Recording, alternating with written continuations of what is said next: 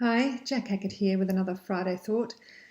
Back hard at consulting after 2 glorious weeks in Sri Lanka having a family holiday, which was really wonderful. So, forgive me if I've given you this tip before, because sometimes I forget. It's hard to keep track of, which tips I've handed over in these sessions and which I haven't.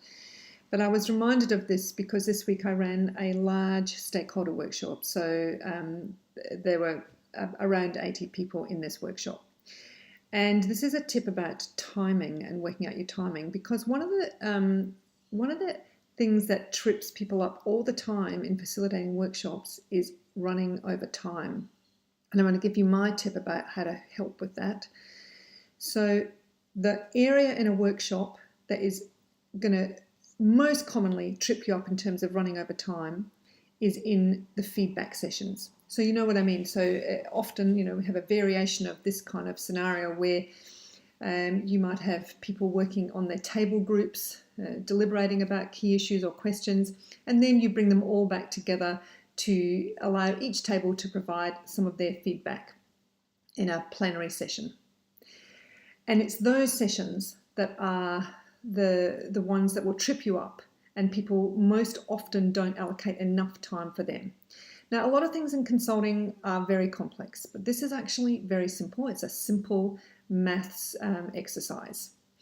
So in my workshop, 80 people, banquet style, that's going to be 8 tables for me.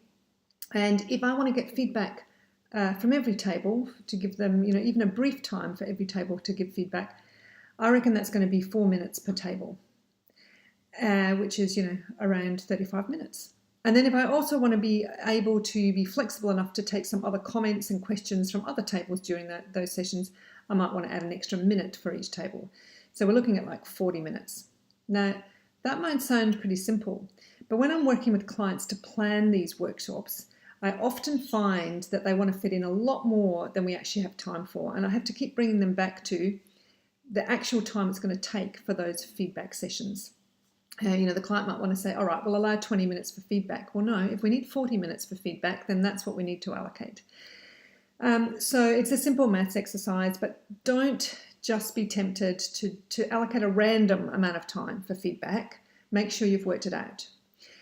And, sometimes in a workshop setting for half a day, so for the workshop I did this week, we had 2 feedback sessions, 2 of those kind of exercises. So if I'm going to overrun, then that's even greater risk if I've got two sessions.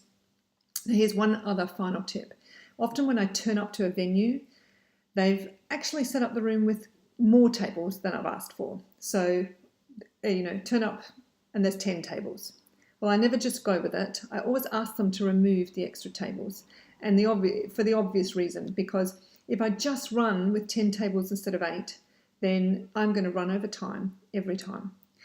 So yeah, it seems simple, but sometimes these details trip us up. So if you're running a workshop, do some timings in detail. A bit tedious, but really it will pay off in the end, and participants are always incredibly happy to get out on time, as am I. So have a great Friday.